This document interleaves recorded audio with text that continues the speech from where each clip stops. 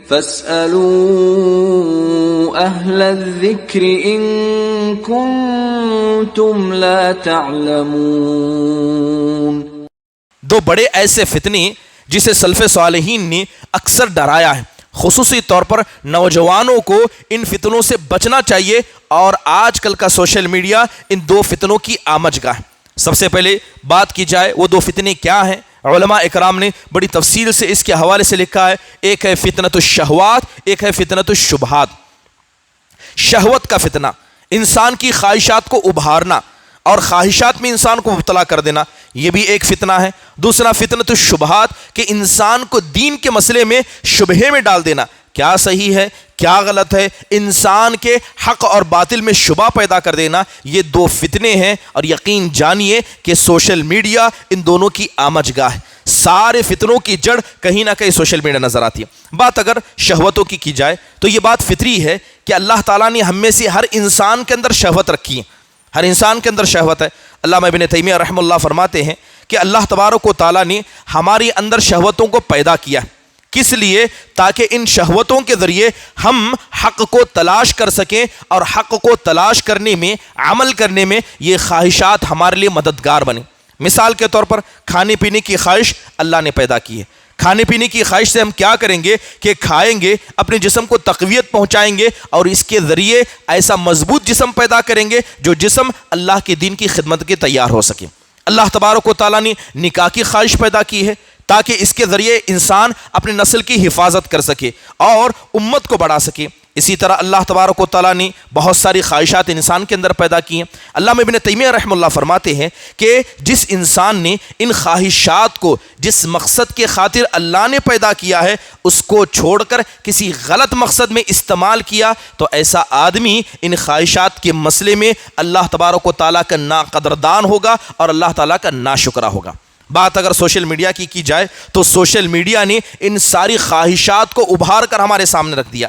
بات اگر پیٹ کی شہوت کی جائے، آپ جائیے سوشل میڈیا پر دیکھیے کہ سوشل میڈیا میں کوئی ایسی جگہ نہیں ہوگی جہاں پیٹ کی شہوتیں نہیں پائی جاتی۔ مختلف قسم کے کھانے، چاہے وہ کھانے حلال ہو چاہے وہ حرام ہو، چاہے اس میں شراب ہو، سگریٹ ہو، بیڑی ہو، یا حرام تجارتیں ہوں، ساری کی ساری چیزیں آپ کو سوشل میڈیا پر مل جائیں گی، اور لوگ اس کو دھڑلے سے پروموٹ بھی کرتے ہیں۔ شرمگاہ کی شہوت کی بات کی جائے، اللہ رحم فرمائے، عریانیت ہو، زنا ہو، مرد و عورت کا اختلاط ہو، بے پردگی ہو، لواطت کے مسائل ہو، یا ننگا پر عریانیت ہو، سوشل میڈیا پر یہ ساری شرمگاہ کی شہوتیں آپ کو نظر آئیں گی۔ ایسا ہو نہیں سکتا کہ کوئی آدمی سوشل میڈیا پر ہو اور اس کے سامنے کسی اجنبی عورت کی تصویر نہ آ جائے۔ صرف تصویر آ جائے یہ بلا نہیں ہے، بلا تو یہ ہے کہ ایسی تصویر آ جائے جو انسان کی خواہشات کو ابھار دے، اور ہر آدمی اس بات کو قبول کرے گا کہ اس طرح کی شہوت پرستی یا عریانیت سوشل میڈیا پر دھڑلے سے عام کی جا رہی ہے۔ اس کے علاوہ اگر مال کی شہوت کی جائے، جائیے سوشل میڈیا پر دیکھیے کہ جتنے مال کمانے کے حرام طریقے ہیں سارے طریقوں کو پرموٹ کیا جاتا ہے۔ اس کے علاوہ لوگوں نے اپنی جھوٹی زندگی سوشل میڈیا پر دکھانے لگا۔ کوئی آدمی کرائے پر کار لیتا ہے، اس کی تصویر کھینچ کر سوشل میڈیا پر ڈال دیتا ہے، جیسے وہ لوگوں کو باور کراتا ہے کہ اس نے ایک خریدا ہے۔ کسی کے گھر میں جاتا ہے، اچھا گھر نظر آتا ہے، اس کی تصویر لے کر سوشل میڈیا پر ڈال لیتا ہے۔ انسان نے گھڑی خریدی، جوتا خریدا، بائک خریدی، سب سے پہلے اس کے استعمال سے پہلے اسے سوشل میڈیا پر ڈال دیتا ہے۔ ایسا کیوں کرتا ہے؟ کیونکہ اس سوشل میڈیا نے ہمیں بتا دیا کہ جب تک انسان دکھاوا نہیں کرے گا معاشرے میں اس کا کوئی مقام نہیں ہوگا۔ گویا اس سوشل میڈیا نے ہم میں سے اکثر کو کیا ہے، ریاکار بنا دیا کہ ہر کسی کو دکھانا ہے، جو ہے لوگوں کو دکھائیے۔ اگر بات کی جائے مال کی، کتنے لوگ ایسے ہیں جو اپنی جھوٹی لائف سٹائل کو سوشل میڈیا پر پرموٹ کرتے ہیں۔ اللہ رحم فرمائے، اس سوشل میڈیا کے نقصانات میں سے، یا یوں کہیے مال کی شہوتوں کو لوگوں کے سامنے ابھار دیا۔ جو بھی آدمی سوشل میڈیا پر جائے گا بہت ہی کم آپ کو کسی کی غریبی دکھائی جائے گی، بہت ہی کم آپ کو کسی کی مجبوری دکھائی جائے گی۔ اکثر لوگ اپنی اچھی زندگی کا پہلو یا زندگی کا اچھے پہلو دکھاتے ہیں تاکہ جو بھی سوشل میڈیا پر جائے تمنا کرے کہ اللہ تعالیٰ مجھے بھی ایسا عطا کرے۔ یقیناً یہ فتنہ ہے اور یہ مال کا فتنہ ہے۔ محترم حاضرین، اگر بات مال کے فتنے کی جائے یا مال کی شہوت کی جائے، اللہ کے نبی علیہ الصلاۃ والسلام نے بڑے پیارے انداز سے اس بات کے بارے میں بتا دیا تھا کہ جس انسان کے دل میں مال کی محبت یا کرسی کی محبت آ جائے، یہ محبت اس کے لیے کتنا نقصان دہ ہو سکتی ہے۔ اللہ کے نبی نے ایک حدیث میں فرمایا، ما ذئبان جائعان ارسل فی غنم افسد لها من حرص المرء على المال والشرف لدینہ۔ اللہ کے نبی علیہ الصلاۃ والسلام کہتے ہیں کہ اگر کوئی بکری کا ریوڑ ہے، اس کے اندر اگر 2 بھوکے بھیڑیوں کو چھوڑ دیا جائے، بکری کا ریوڑ ہے، اس کے اندر اگر 2 بھوکے بھیڑیوں کو چھوڑ دیا جائے تو آپ صلی اللہ علیہ وسلم کہتے ہیں کہ وہ 2 بھوکے بھیڑیے اس بکری کے ریوڑ میں جا کر جتنا بکریوں کو نقصان پہنچا سکتے ہیں، اس سے زیادہ نقصان مال کی حرص اور انسان کا اپنے آپ کو بلند کرنے کی حرص انسان کے دین کو اتنا نقصان پہنچا دیتی ہے۔ تو آپ سمجھ لیجئے کہ سوشل میڈیا انسان کے دل میں مال کی خواہش پیدا کر دیتا ہے۔ اور بات اگر مال کی جائے، اللہ کے نبی علیہ الصلاۃ والسلام نے کہا تھا، فتنۃ امتی المال، میری اس امت کا فتنہ مال ہوگا۔ اور یہی مال کا فتنہ یقیناً مال کی خواہش یا مال کی شہوت سوشل میڈیا پر بڑے دھڑلے سے عام کی جاتی ہے۔ اس کے علاوہ بات اگر شبہات کی جائے، یقین جانیے سوشل میڈیا ایک ایسا دلدل ہے جہاں پر کتنے ایسے نوجوان ہیں جنہوں نے اپنے ایمان کو گنوا دیا، اور یہ صبح و شام ہو رہا ہے۔ اس لیے اللہ کے نبی علیہ الصلاۃ والسلام نے 1400 سال پہلے کہا تھا، بادروا بالاعمال فتنہ کقطع اللیل المظلم۔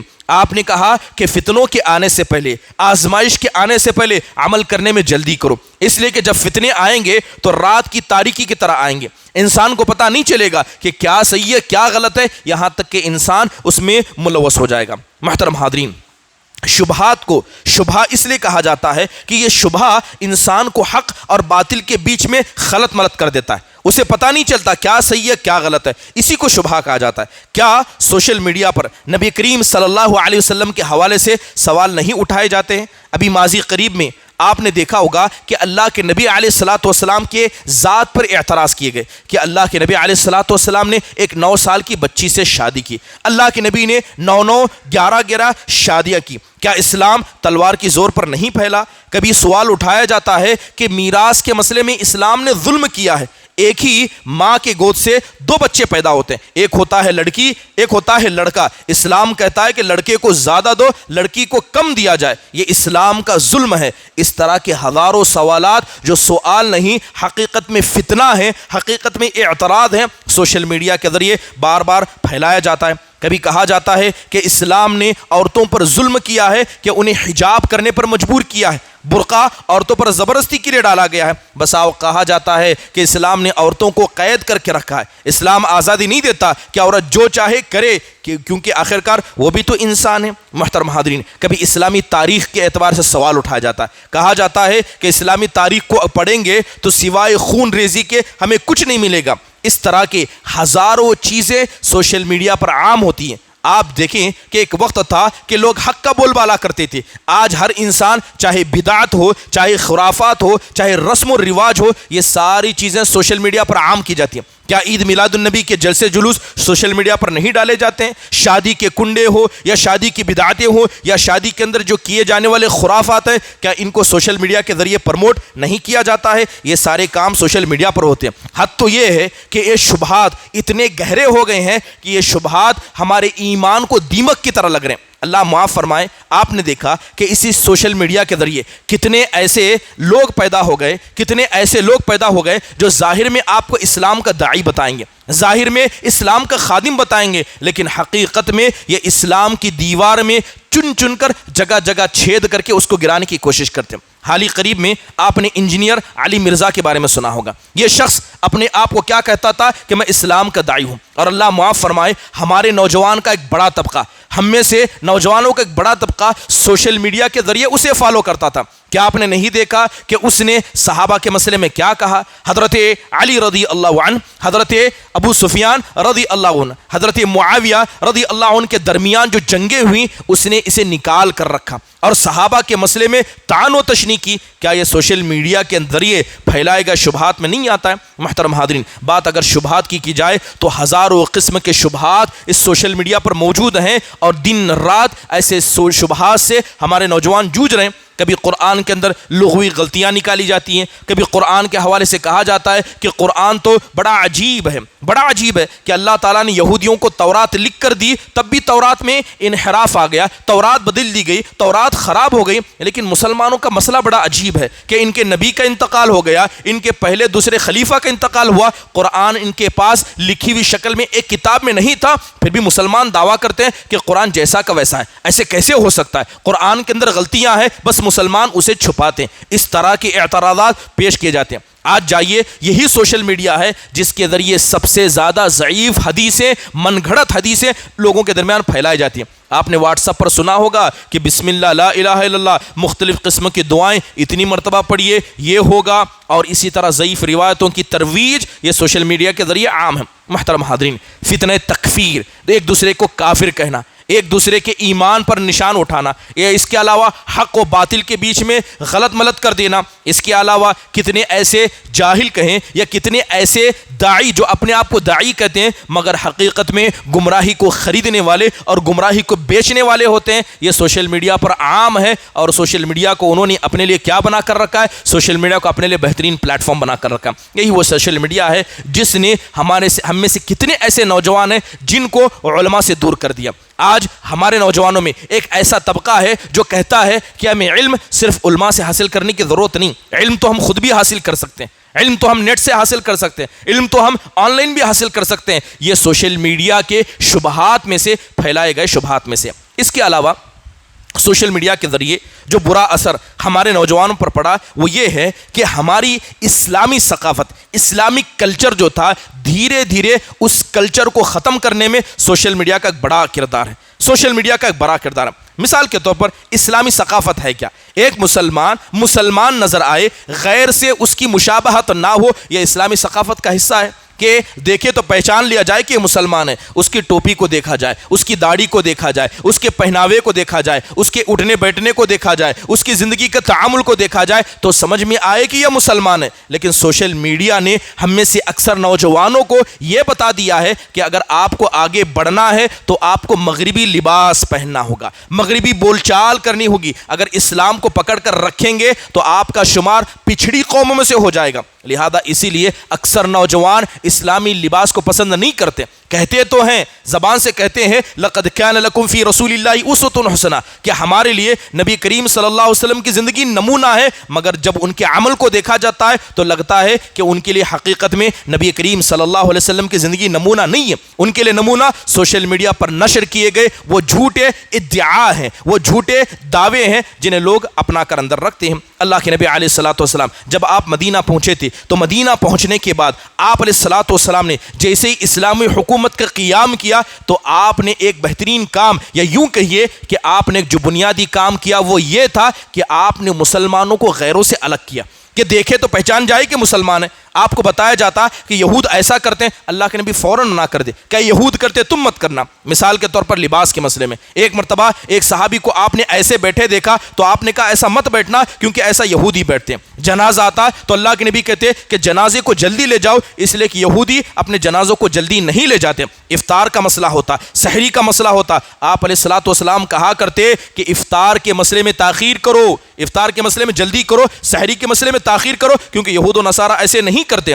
ایک مرتبہ اللہ کے نبی نے حجت فتح مکہ کے موقع پر حضرت ابو بکر کے والد کو دیکھا، ان کی داڑھی بالکل سفید ہو گئی ہے تو آپ نے کہا اس سفید داڑھی کو بدل دو، اس لیے کہ یہودی اپنی داڑھیوں کو سفید رکھا کرتے ہیں۔ اللہ کے نبی نے رہبانیت سے منع کیا۔ اللہ کے نبی علیہ الصلوۃ والسلام نے یہودیوں کو عید مناتے دیکھا تو آپ نے کیا ہے مسلمانوں کے لیے 2 عیدیں مقرر کر دی۔ آپ علیہ الصلوۃ والسلام الفاظ کا خیال کرتے، آپ علیہ الصلوۃ والسلام نے جوتے میں نماز پڑھائی۔ بہرحال کتنے ایسے کام ہیں جو اللہ کے نبی نے یہود و نصارہ کی مخالفت میں کی تاکہ مسلمان کبھی یہود و نصارہ کے جیسے نظر نہ آئیں، ان کا اٹھنا بیٹھنا یہودیوں کے جیسے نہ ہو، یہ اسلامی کلچر کا حصہ ہے۔ لیکن سوشل میڈیا نے ہماری اس ثقافت کو برباد کر کے رکھ دیا۔ آج مسلمان کون ہیں؟ وہ ہیں جو مسجد کی حد تک ہیں، مسجد سے باہر جائے نہ ان کا اسلام سے تعلق ہے، نہ اسلام کے لبادے سے ان کا کوئی تعلق ہے، وہ دنیا پرست ہیں، بلکہ یوں کہا جائے وہ مغربی ثقافت کے دل دادا ہیں۔ یہ نقصان کہاں سے آیا؟ یہ سوشل میڈیا کے ذریعے آیا۔ محترم حاضرین، اس کے علاوہ سوشل میڈیا نے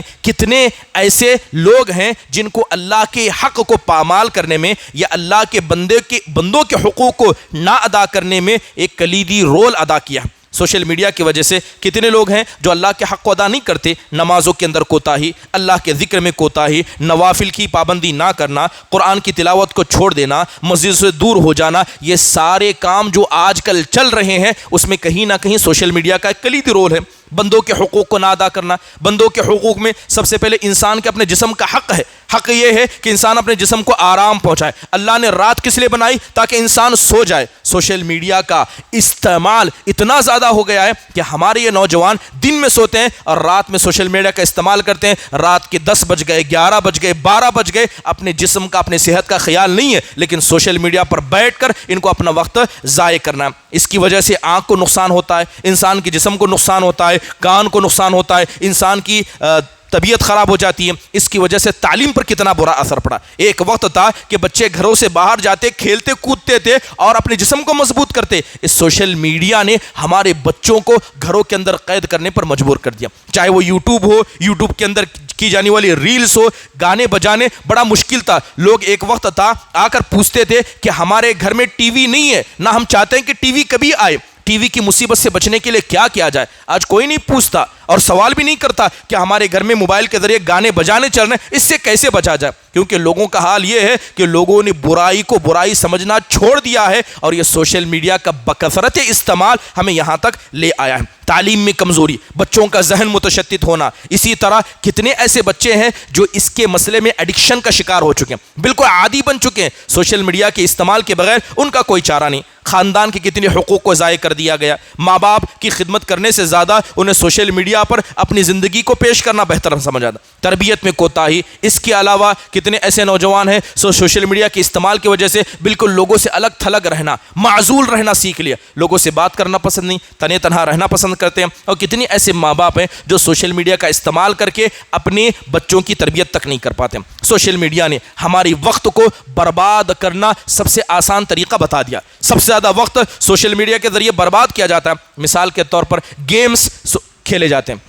انٹرنیٹ کے ذریعے جو گیمز کھیلے جاتے ہیں، ابھی حال قریب میں کتنی ایسے گیمز نہیں آئی جیسے پب جی ہو یا فری فائر ہو، یا کتنے ایسے آن لائن گیمز ہیں جس کا شکار ہمارے نوجوان ہو گئے۔ اس کے علاوہ یوٹیوب پر لمبا وقت گزر جانا، فلمیں دیکھنا، یا اس کے علاوہ O T T plate form کا استعمال کرنا، اس کے علاوہ ویب سیریز دیکھنا، آن لائن گیم کھیلنا۔ سوشل میڈیا میں آنے کے بعد ابھی حال قریب میں IPL کی مصیبت و بلا نہیں گئی۔ نماز میں مصلی ہیں، نماز ختم ہونے سے پہلے، اللہ کا ذکر کرنے سے پہلے موبائل کھول کر سکور چیک کرتے ہیں، ہاں کہ IPL میں کون جیتا ہے، کس نے اتنا سکور لیا ہے۔ اس کے علاوہ بگ باس ہے، یا اس طرح کے کتنے ایسے پلیٹ فارم ہیں جو OTT پلیٹ فارم کے ذریعے لوگوں کے درمیان نشر کیے جاتے ہیں، جس کی عادی لوگ عادی بن گئے اور ان کا استعمال کرتے ہیں۔ اس میں بسا اوقات مال کو ضائع کیا جاتا ہے، جیسے نیٹ فلکس وغیرہ ایک وقت تھا فری میں آتا تھا، اب اس پر لوگ خرچ کرتے ہیں، یوٹیوب پریمیم لے کے اس پر لوگ خرچ کرتے ہیں۔ بہرحال کتنے ایسے کام ہیں جو سارے کام سوشل میڈیا کے ذریعے کیے جاتے ہیں، اور یہ سارے کام وقت کو برباد کرنے والے ہیں، جبکہ اللہ تعالیٰ نے بڑے پیاری انداز میں نصیحت کرتے ہوئے کہا تھا، یا ایھا الذین آمنوا لا تتبعوا خطوات الشیطان، کہ ایمان والو تم شیطان کی کبھی پیروی نہ کرنا۔ شیطان تمہیں اللہ کے ذکر سے دور کرنا چاہتا ہے، اور وقت کا ضیاع کر کے شیطان اس سے بہتر اور کیا کر سکتا ہے کہ تمہیں اللہ تعالیٰ کے ذکر سے دور کر دے۔ محترم حاضرین، ایک وقت تھا کہ لوگ سوال کرتے ہوئے کہتے تھے کہ صحابہ اکرام گھنٹوں اللہ کی عبادت کیسے کرتے تھے، اللہ کے نبی علیہ الصلوۃ والسلام رات بھر نماز کیسے پڑھا کرتے تھے۔ آج اس سوال کا جواب دینا بڑا آسان ہے۔ ایک نوجوان جو ایک پہلو سویا ہے 2 گھنٹے 3 گھنٹے ہو جاتا ہے، کروٹ نہیں بدلتا، اگر اس سے پوچھا جائے کہ آخرکار اتنا وقت تم ایسے کیسے رہے، تو ظاہر سے بتایا جا سکتا ہے کہ اس انٹرنیٹ کی دنیا سے اس کا دل ایسے لگ گیا کہ اسے اندازہ بھی نہیں ہوا کہ 3 گھنٹے کب ہو گئے۔ ویسے ہی صحابہ اکرام تھے، ان کے دل اللہ سے ایسے لگ گئے کہ رات بھر کھڑے ہو کر نماز پڑھتے، پیر سوج جاتے، انہیں اس کا احساس بھی نہیں ہوتا۔ محترم حاضرین، سوشل میڈیا کے بے شمار نقصانات ہیں جن کو روز دن ہم دیکھتے رہتے ہیں۔ بس اللہ سے دعا کریں اللہ تعالیٰ ہمارے نوجوانوں کی اصلاح فرمائے۔ یہ مصیبت و بلا، یا یوں کہیے یہ سوشل میڈیا کے جو خرافات ہمارے درمیان ہیں، اللہ تعالیٰ اس سے بچنے کی ہم سب کو توفیق نصیب فرمائے۔ میرے پاس وقت زیادہ نہیں ہے ورنہ اور مزید باتیں کہی جا سکتی تھی۔ اللہ تعالیٰ ہم سب کو اس کے صحیح استعمال کرنے اور ہمارے نوجوانوں کو غلط استعمال سے بچنے کی توفیق نصیب فرمائے۔ آمین۔ اقول قولی ھذا واستغفر اللہ لی ولکم ولسائر المسلمین من کل ذنب فاستغفروا انہ هو الغفور الرحیم۔ جزاکم اللہ خیر۔